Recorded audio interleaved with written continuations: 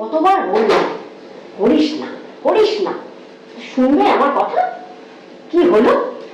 তুমি তো শব্দ দিয়ে বসে আছেন, সব কিছু সামলাতে হচ্ছে।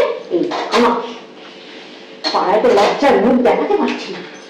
10 বছর হয়ে গেল, 10 বছর, কিন্তু আজও। মা, 10 বছরের কথা কাহিনী বলে লাভ আছে? তারা কি আমাদের নিয়ে ভাববে?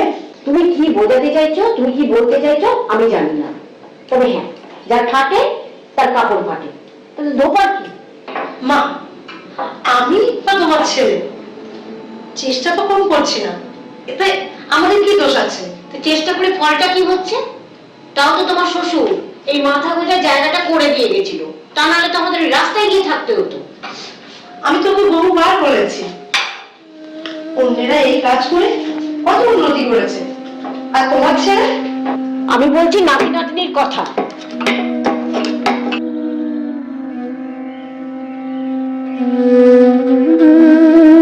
কি হলো, চুপ করে গেলে কেন?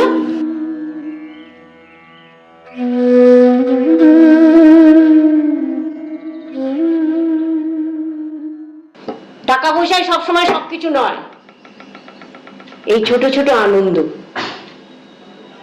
তুমি কি বুঝবে? কিভাবে বলবে না? এমনিতে 3 জনের সংসার, তার মধ্যে আরেকজন।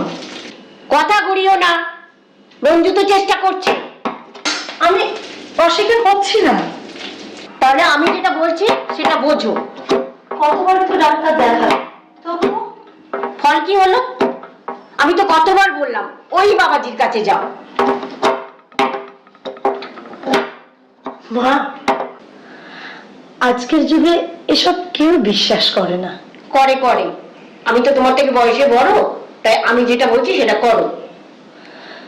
বলছি, আগেকার সময়ের কথা আলাদা।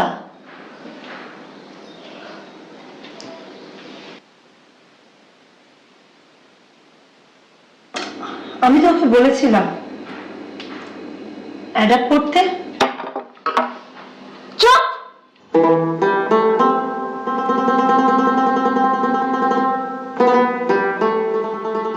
নিজের রক্ত চাই, বুঝলে? নিজের।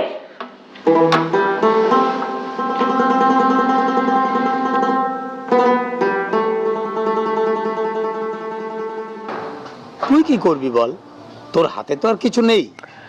না না, আসলে 2 বছর, এই 2 বছরে সবকিছু শেষ করে দিল। সবে মাত্র একটু গুছিয়ে নিয়েছিলাম। আসলে কি বলতো, সোজা আঙুলে এখন আর ঘি ওঠে না রে, ওই সব জায়গাতে 2 নম্বরিটা। ওটাই তো করতে পারলাম না। তাও বাবা এই বাড়িটা রেখে গেছিল বলে বাঁচুয়া, তা না হলে পরে যে কি হতো। বাস্তবের রুক্ষ মাটিতে পড়ে সবকিছু ভেঙে চুরে চুরমার হয়ে গেল। কেন, ঈশার সঙ্গে কিছু হয়েছে নাকি? কি আর হবে, বহু কষ্টে সংসারটা টানছে, তারপরে মায়ের চাহিদা। আরে শোন, কাউকে অ্যাডাপ্ট করে নে, না হলে ওই যে টেস্ট টিউব বেবি। হবে না। হবে না? না, প্রথমত মা, দ্বিতীয়ত ঈশারও খুব একটা সম্মতি নেই। এ তো তুই শাকের করাতে বললি রে, আসতেও কাটবে আবার যেতেও কাটবে। সময় সময়ের ব্যাপার রে, সব ঠিক হয়ে যাবে। যাই হোক, বল তোর খবর কি? আমার আবার খবর কি, আমি তো আর খ্যাত লোক নই যে নিউজ চ্যানেল ক্র্যাক করবে। ওই কেটে যাচ্ছে, রক্ত বেরোচ্ছে না। সে কি রে, তোর তো এখন রমরমা ব্যাপার, চারিদিকে এত উন্নয়ন। তা অবশ্য, তবে সেই উন্নয়ন না শুধু সততা আর শ্রম দিয়ে হয় না রে, তার ভাগও দিতে হয়। মানে? মানে এই ধর 5 টাকা পেতে গেলে আগেই 2 টাকা দিতে হয়। তারপর আমার এত বড় সংসার, যদিও ভাই একটু উপকার করছে, তবুও চাপে আছি রে। আমরা সবাই একই নৌকায় ভেসে চলেছি।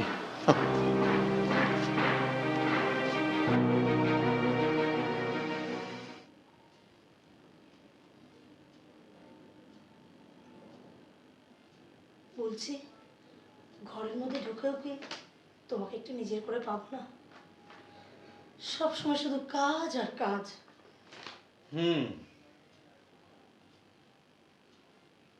এতই তো কাজ করো, কি উন্নতি হলো? কিছু চাইলে পরেই শুধু অপেক্ষা আর অপেক্ষা। ঈশা, ধৈর্য ধরলে পরে সবকিছুই পাওয়া যায়।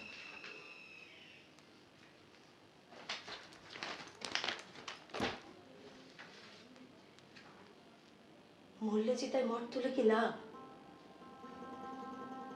একদিকে মায়ের গঞ্জনা, অন্যদিকে নিজের চাওয়া পাওয়া, কোনো সময় কোনো কিছু পূরণ হয় না। ঈশা, আদর্শের বিরুদ্ধে কি আমি কোনোদিন কোনো কাজ করিনি আর করতে পারবো না? এতদিনেও তুমি আমার ধাঁধ বোঝোনি? বুঝেছি, অবশ্যই বুঝেছি। তাই তো তোমাকে নিয়ে আমার এত গর্ব। আচ্ছা, তুমি বলতে পারো আমি কি নিয়ে থাকবো? দেখো, চেষ্টা তো অনেক কিছুই করছি, সুখ বারবার হাতের কাছে এসেও ছিটকে চলে যাচ্ছে। আচ্ছা বলছি, এটা অ্যাডাপশন করে নিলে কেমন হয়? আমার তো কোনো আপত্তি নেই, কিন্তু মার? হুম, সেটাই তো। আর মাকে কষ্ট দিয়ে আমি কিছু করতে পারবো না। বুঝেছি, আমিও চাই না, বিশ্বাস করো। কিন্তু বলতে পারো নিজের মনের যন্ত্রণাকে মেরে ফেলে মুখের মধ্যে মেখে হাসিটা কতদিন রাখবো? তোমার এই মুখের মেকি হাসিটাই তো আমাকে সত্যি যোগায়। মনে আছে যেদিনকে আমাদের প্রথম দেখা হয়েছিল? থাকবে না মনে? তখন তো তুমি কিছুই বলতে পারতে না, আর আজও তাই। কেন, আমাদের চোখের ভাষাটাই কি যথেষ্ট নয়? তুমি বোঝো না? বুঝেছি, অনেক কষ্ট করে বুঝেছি। আর না বুঝে তো উপায় ছিল না, কারণ তুমি তো নিজের মুখে কিছুই বলতে পারতে না।